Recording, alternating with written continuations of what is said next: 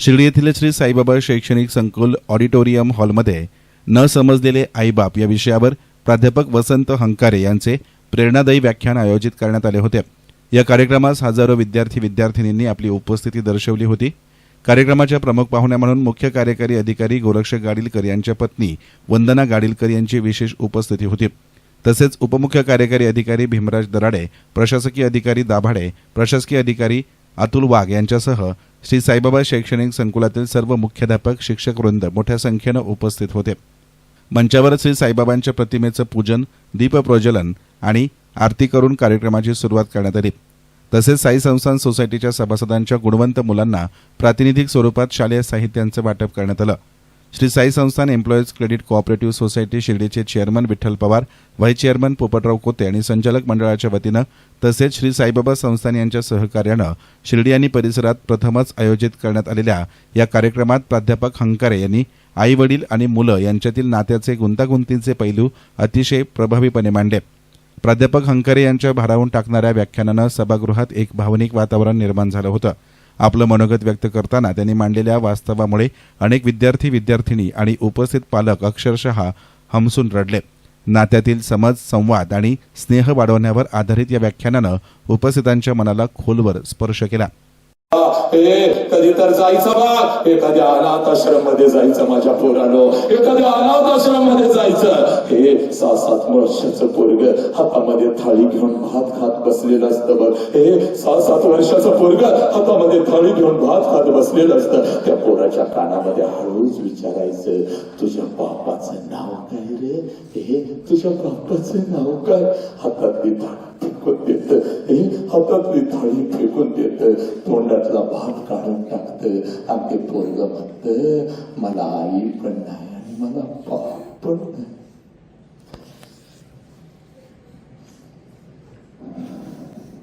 मला आई पण नाही आणि मला बाप पण नाही। माझ्या आईनं कधी मला अंगाकंड्यावरती खेळवलं नाही, माझ्या बापानं कधी मला एखादा घास भरवला नाही। 2 दिवसाचा होतो, यांना सापडलो, इथंच मोठा झालो, रोज वाट बघतोय कोणीतरी येईल का माझ्या गालावर। पण माझ्या वयाची पोरं आपल्या आई बापाचा हात धरून रस्त्यानं चालतात तेव्हा काळीच माझं चलन करत, तेव्हा मी काय र बाप केलं? मला का बाप नाही? मला काही नाही। हे पोराला बापाची किंमत त्या पोराला विचारा, ज्याचा बाप त्याला लहानपणी सोडून निघून कपड्याचं दुकान तुम्हाला तुमचं वाटतं, कारण तुमच्या पाठीमागे साला तुमचा बाप उभाय पहा। ज्या कपड्याला हात घालाल तो कपडा तुमचा, ज्या वस्तूला हात घालाल ती वस्तू तुमची। एखाद्या महागड्या वस्तूला तरी हात घातला तर बाप लागून म्हणतो, दाद्या दे दे, आवडलाय काय शर्ट चलवच, पैशाचं मी बघतो चलवच। अरे घर सोडतानाच तुझ्या आईने मला सांगितलंय, अंगावरचे दागिने माझ्या काय कामाच्या, ती पोरं सांगतात दागिने नाही, शिकवा त्यांना, गडवा त्यांना। हे पोरांनो, ती सगळी कपडे तुमच्या होतात, सणासुदीला ती घालून तुम्ही फिरवत असता। माझ्या बापाने शर्ट घेतला, माझ्या बापाने पॅन्ट घेतली, माझ्या बापाने हे घेतलं, माझ्या बापाने ते घेतलं, आणि बिना बापाचा पोरगा कुठल्या तर झाडाखाली उभा असता आणि तुमच्या अंगावरचे नवीन कपडे बघत त्या पोराच्या मनामध्ये विचार येतो, साला माझा बाप जिवंत असता तर माझ्या अंगावर सुद्धा असेच नवीन कपडे चढले असते। ते पोरगा पळत पळत घरी जातं, आपल्या आईच्या गळ्यामध्ये पडतं आणि हंबरडा पडत आपल्या आईला म्हणतं, या आय ग, माझ्या सगळ्या मित्रांच्या अंगावर नवीन कपडे आहे म्हणाले, आहे म्हणा। त्यावेळेला बिना बापाच्या पोराला ती माऊली म्हणते, बाळा 2 दिवसाला येणार आहेत, माझा पैसे घेते तुला एखादा शर्ट, गप रडू नको, गप रडू नको।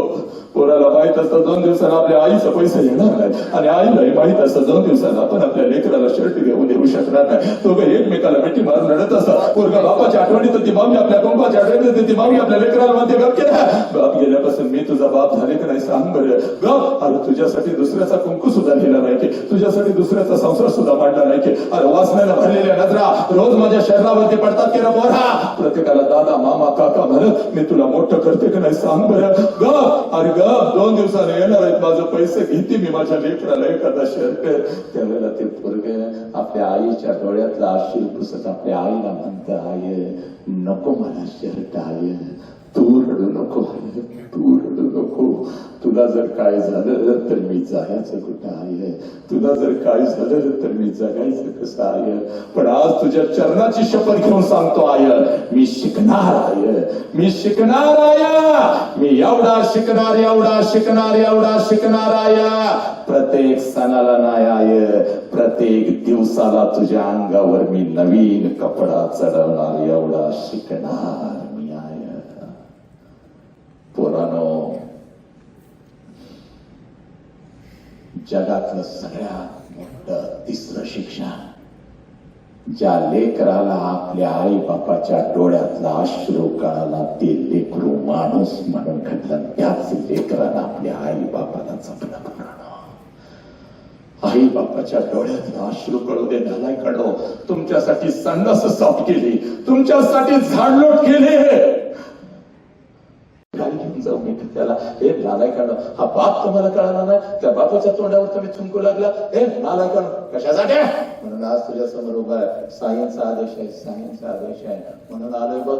तुझ्या काळजामध्ये आग लावून जाणार. Only 10 minutes I am going to talk with you. फक्त 10 मिनिटं. हे एक काम करायचं पोरानो, आईला 2 प्रश्न विचारले ना, आता आईला कुठला प्रश्न विचारायचा नाही बघ. पळत पळत घरी जायचं, आज बापाची वाट बघायची. 4 वाजलेत, 5 वाजलेत, 6 वाजलेत, अजून बाप आला नाही बघ. रात्रीच्या 10 वाजले, बाप आला राहिला. एकच काम करायचं पोरानो, एकच काम करायचं. सगळी जळमळं तोडून टाकायची, सगळी बंधनं तोडून टाकायची, सगळी बंधनं तोडून टाकायची. आज कशाचाही विचार नाही करायचा नाही, आणि पळत पळत जायचं आणि समोर उभ्या असलेल्या आपल्या बापाला कडकडून मिठी मारायची. एवढ्या घट्ट मिठी मारायची पोरी, पोरा, एवढ्या घट्ट मिठी मारायची बापाला. बापाच्या डोळ्यात टच करून पाणी आलं पाहिजे. ते पाणी पुसत तुझ्या बापानं तुला विचारलं पाहिजे, पोरी काय झालं गा? असा हंबरडा तू कधीच फोडला नव्हतास. काय झालं सांग मला, काय झालं? शाळेमध्ये तुला कोण काय बोललं का? आई काय तुला बोलली का? बाई काय तुला बोलल्या का? काय झालं सांग? तुझा भाऊ तुला काय बोलला का सांग? त्याची चमडीच लोळवतो सांग मला. चेअरमन विठ्ठल पवार यांनी प्राध्यापक वसंत हंकारे यांचे स्वागत करत सत्कार केला. इतर सर्व मान्यवरांचा शाल आणि पुष्पगुच्छ देत सत्कार करण्यात आला. सोशल मीडियाच्या जमान्यात विद्यार्थ्यांची भरकटलेली मस्तके ठिकाणावर आणण्यासाठी प्राध्यापक वसंत हंकारे यांचं व्याख्यान अतिशय महत्त्वाचं ठरलं असून मुख्य कार्यकारी अधिकारी गोरक्ष गाडीलकर यांचा विशेष आग्रह या कार्यक्रमासाठी होता आणि त्यांच्या सहकार्यानेच हा सुंदर कार्यक्रम विद्यार्थ्यांसाठी आयोजित करता आल्याची भावना विठ्ठल पवारांनी व्यक्त केली आहे.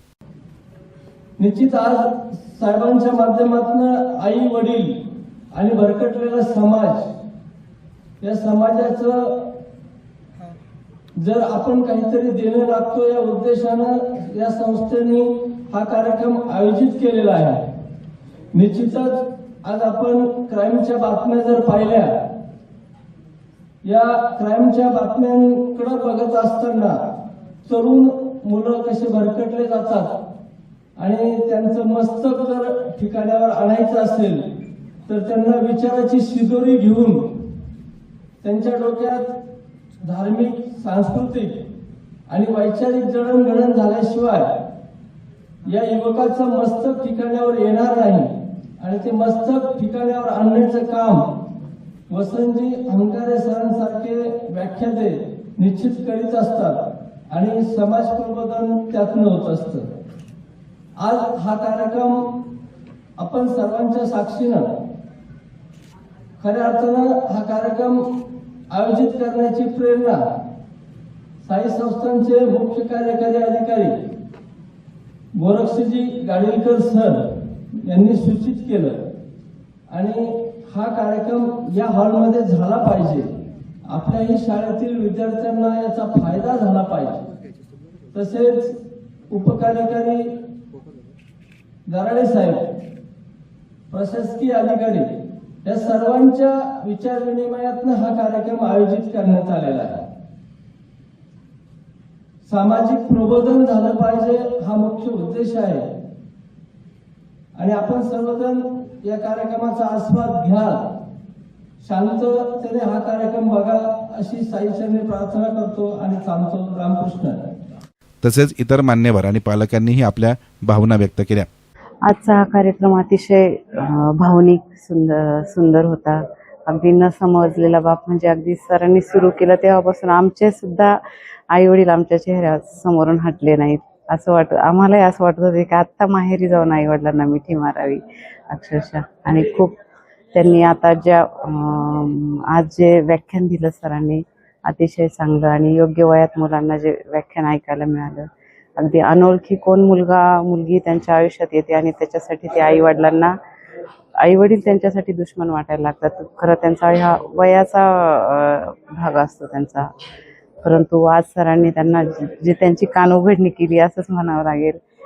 प्रेमातही समजवलं, धाकातही समजवलं, पण खूप अतिशय त्यांना आयुष्यात उपयोगी पडेल असं. आणि नेहमी ते आई वडिलांना मिठीच मारून राहतील मला असं वाटतं. मुलांसाठी खरं तर हे अतिशय गरजेचं हे व्याख्यान होतं आणि सरांनी अतिशय चांगल्या पद्धतीने हे व्याख्यान मुलांना कानावर पडलं. पालकही होते आणि आता यापुढे खूप गरज आहे, कारण मोबाईल, इन्स्टा, फेसबुक हे सोशल मीडियावरून मुलं वेगवेगळे त्यांना मेसेज येतात, कोणाच्याही आहारी जातात. त्यामुळे हे त्यांच्यासाठी खूप गरजेचं होतं. असे कार्यक्रम, उपक्रम असेच नेहमी शाळेमध्ये चालू राहावेत.